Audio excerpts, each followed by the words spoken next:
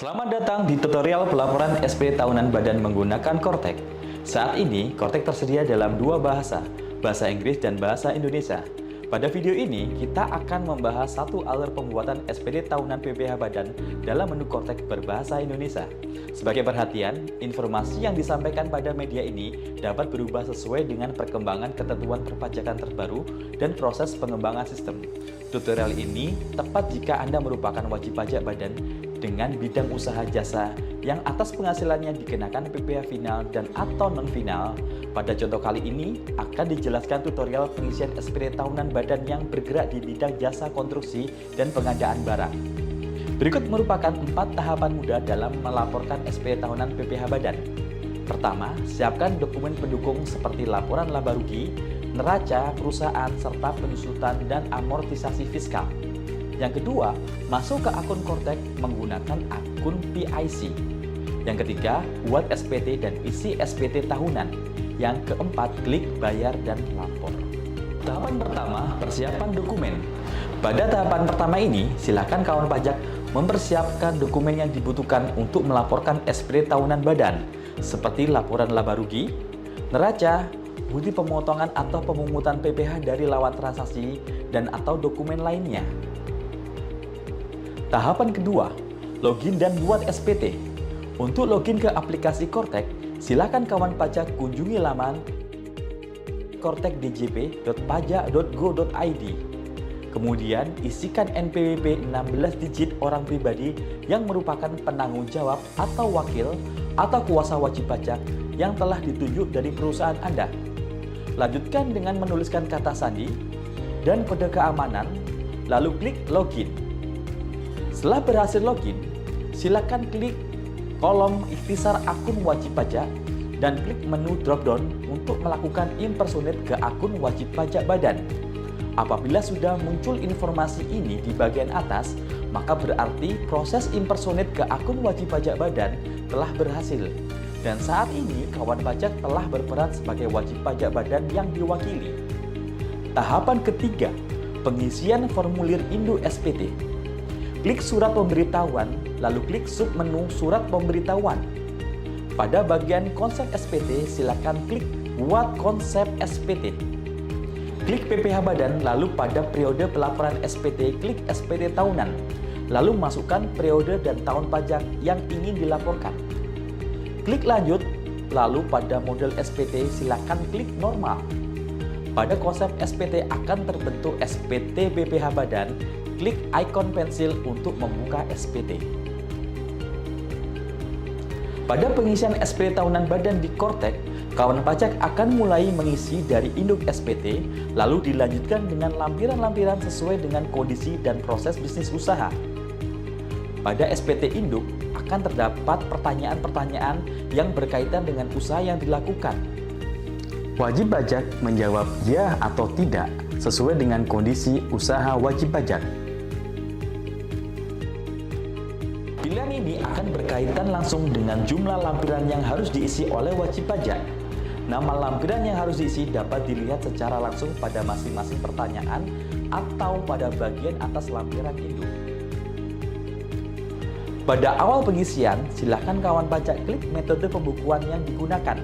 Pada sektor usaha, silakan memilih jasa dan klik apakah laporan keuangan usaha kawan pajak diaudit atau tidak oleh akuntan publik. Jika ya, maka silakan isikan opini auditor dan NPWP 16 digit dari kantor akuntan publik tersebut. Sistem secara otomatis akan menampilkan nama dari kantor akuntan publik yang terdaftar. Jika tidak, maka silakan lanjutkan pengisian ke bagian berikutnya. Pada bagian C, silakan klik ya apabila usaha kawan pajak memperoleh penghasilan yang dikenakan PPh final dan penghasilan lainnya yang tidak termasuk objek pajak. Pada contoh kali ini, karena wajib pajak merupakan pengusaha kontraktor yang usahanya dikenakan PPh final dan tidak menerima penghasilan yang tidak termasuk objek pajak, maka silakan klik ya pada nomor 2 dan klik tidak pada pernyataan nomor 1 dan 3. Selanjutnya, pada bagian D, kawan pajak diminta untuk mengisi pernyataan atas perhitungan PPh. Pada bagian D angka 5, klik ya jika kawan pajak memperoleh fasilitas perpajakan dalam rangka penanaman modal berupa pengurangan penghasilan neto dan akan tampil notifikasi untuk mengisi lampiran 13A. Jika tidak memiliki fasilitas, silakan klik tidak. Selanjutnya, pada bagian D nomor 6, isi ya jika kawan pajak memperoleh fasilitas pengurangan penghasilan bruto untuk kegiatan praktik kerja, pemagangan, dan atau pembelajaran dalam rangka pembinaan dan pengembangan sumber daya manusia berbasis kompetensi tertentu, dan akan tampil notifikasi untuk mengisi lampiran 13B tabel A dan B. Jika tidak memiliki fasilitas, silakan klik tidak. Selanjutnya, pada bagian D angka 8, isi ya jika kawan pajak terdapat kerugian fiskal yang dapat dikompensasikan dan akan tampil notifikasi yang mengisi lampiran 7. Jika tidak memiliki kerugian fiskal yang akan dikompensasikan, silakan klik tidak. Selanjutnya, pada bagian D angka 10, isi ya jika kawan pajak memperoleh fasilitas pengurangan penghasilan bruto untuk kegiatan penelitian dan pengembangan. Akan tampil notifikasi untuk mengisi lampiran 13B, tabel C dan D. Jika tidak memiliki fasilitas, silahkan klik tidak. Selanjutnya, pada bagian D angka 11, silakan kawan pajak memilih tarif pajak yang digunakan dengan mengklik drop-down pada kolom PPh terutang. Jika kawan pajak memiliki penghasilan di atas 50 miliar setahun, silakan pilih tarif ketentuan umum pasal 17 ayat 1 huruf B Undang-Undang PPh. Namun, jika kawan pajak memiliki penghasilan bruto di bawah 50 miliar setahun, silakan pilih tarif fasilitas pasal 31E ayat 1 Undang-Undang PPh dan akan terdapat informasi untuk mengisi lampiran 8. Pada contoh kali ini, kita akan memilih menggunakan tarif fasilitas pasal 31E ayat 1. Selanjutnya, pada bagian E, kawan pajak diminta untuk mengisi pernyataan atas pengurangan PPh terutang. Pada bagian E angka 15, jika ada, silakan kawan pajak menuliskan jumlah pokok pajak atas pembayaran surat tagihan pajak yang terutang. Pada bagian E angka 16, isi ya jika kawan pajak memiliki fasilitas pengurangan PPh badan dan akan tampil notifikasi untuk mengisi lampiran 13C. Jika tidak memiliki fasilitas, silakan pilih tidak. Selanjutnya, pada bagian F, kawan pajak diminta untuk mengisi pernyataan PPh kurang atau lebih bayar.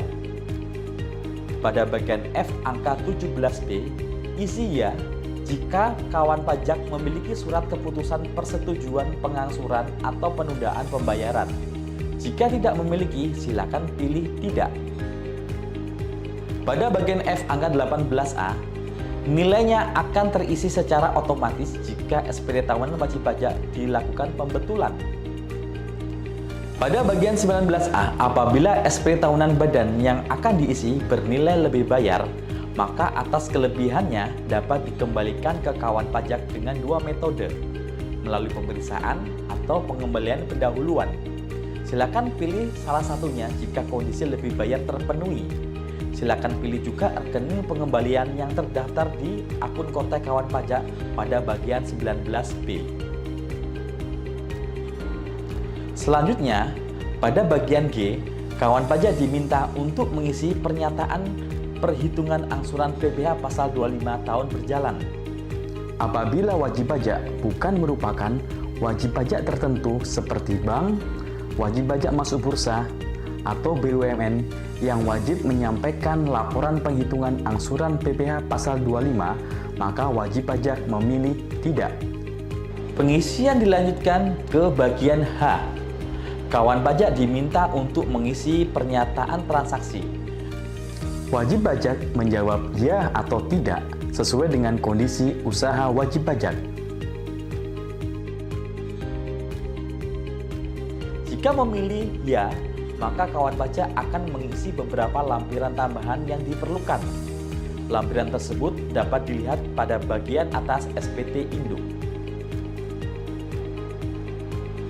Selanjutnya, pada bagian I, kawan pajak diminta untuk mengisi lampiran lainnya.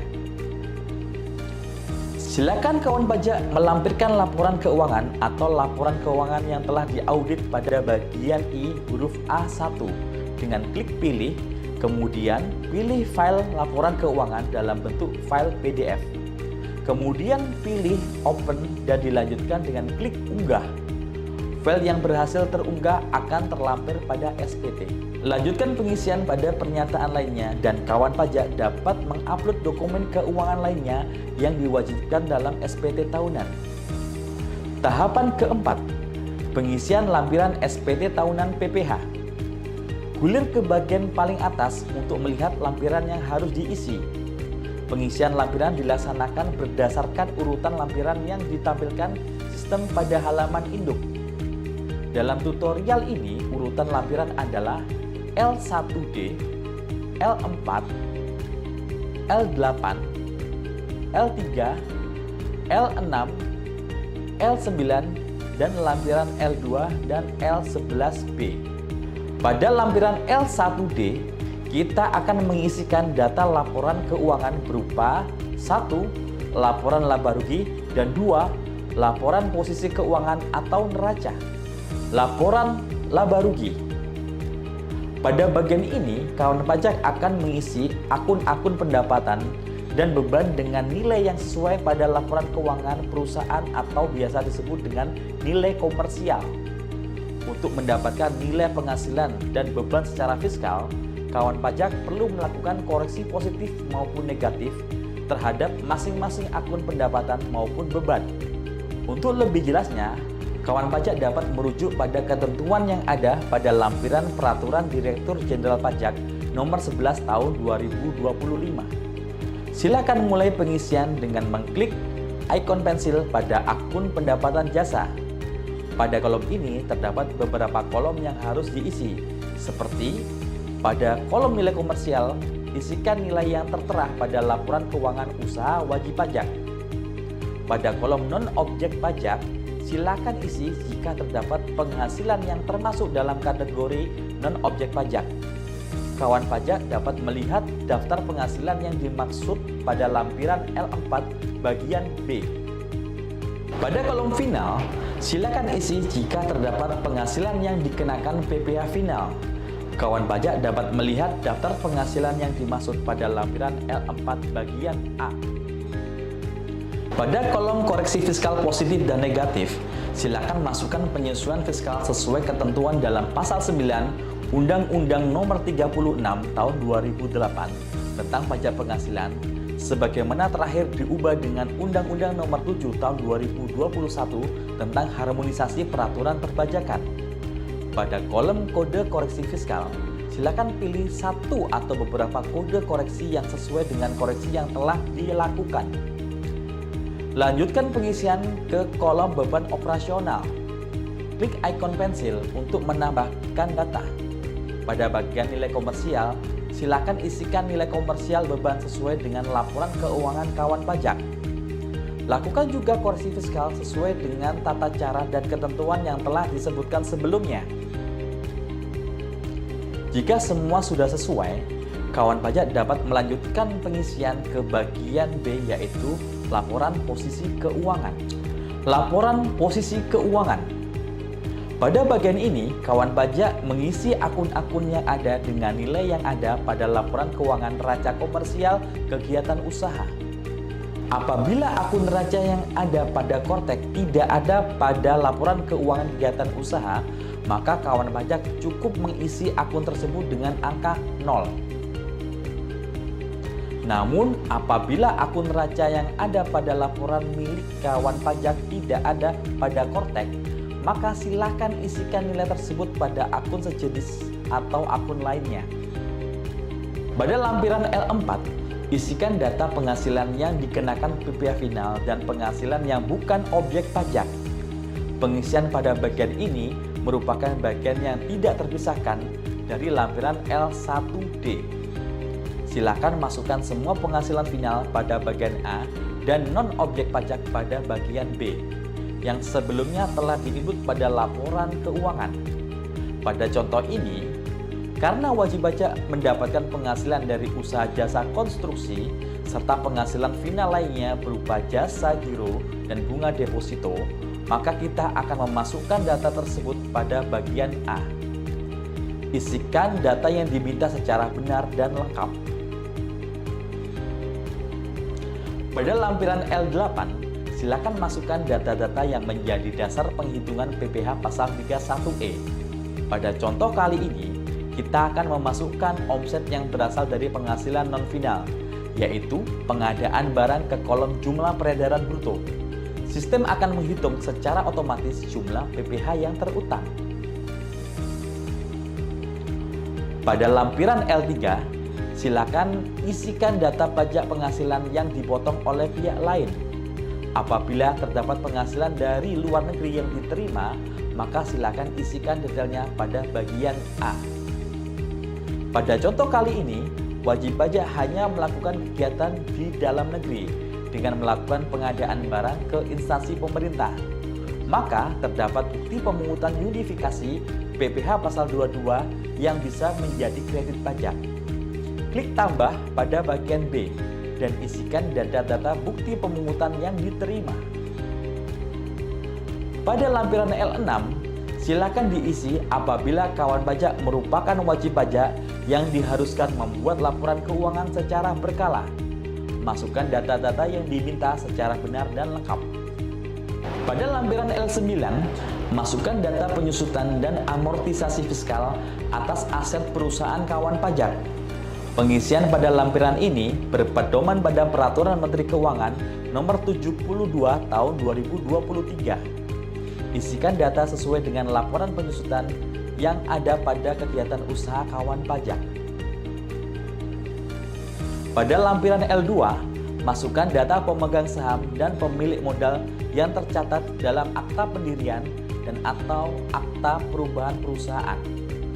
Lampiran L2 tabel A, daftar pemegang saham atau pemilik modal dan jumlah dividen atau pembagian laba yang dibagikan serta daftar susunan pengurus dan komisaris akan terisi otomatis berdasarkan data pihak terkait pada Kortek yang termasuk dalam jenis pendiri dan pengurus.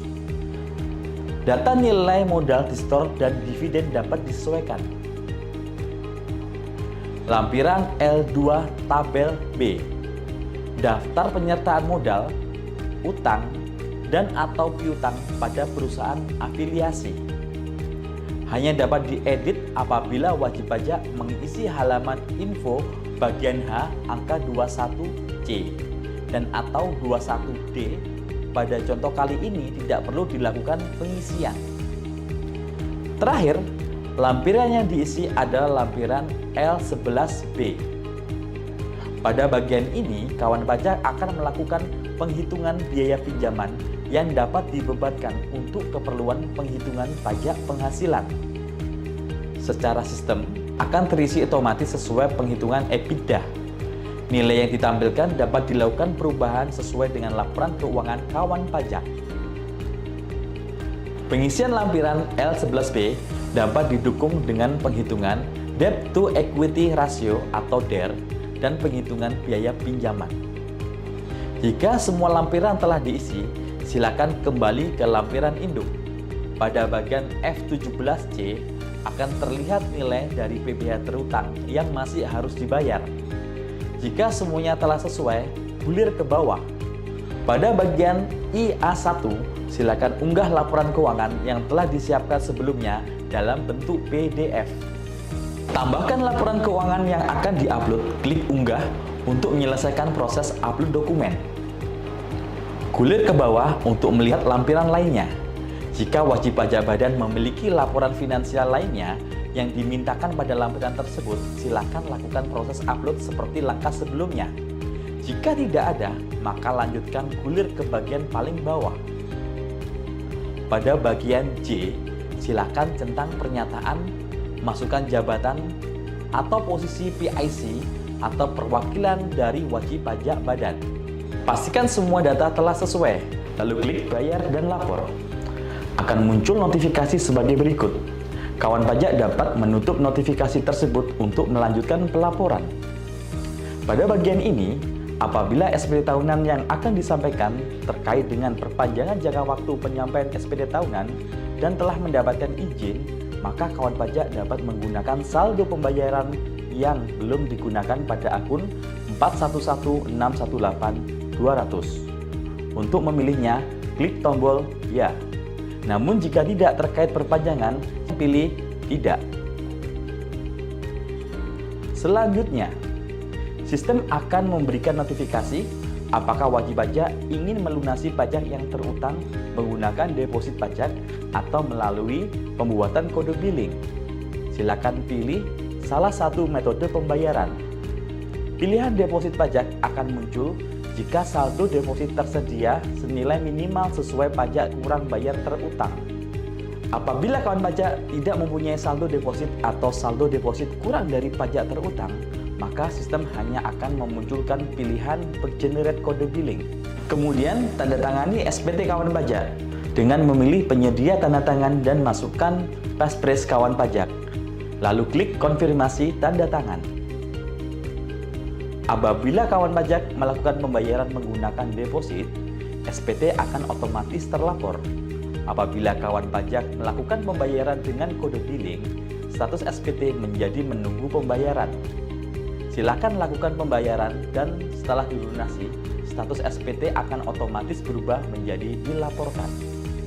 Apabila SPT kawan pajak berstatus nihil atau lebih bayar, kawan pajak dapat langsung submit SPT dan status SPT otomatis menjadi dilaporkan. Selamat! Anda telah melaporkan SPT tahunan badan melalui Kortek. Jika Anda masih memerlukan bantuan, silakan mengunjungi www.pajak.go.id atau menghubungi Kring Pajak 1500200. Subscribe Ditjen Pajak RI untuk video tutorial lainnya. Pajak tunggu, Indonesia tangguh.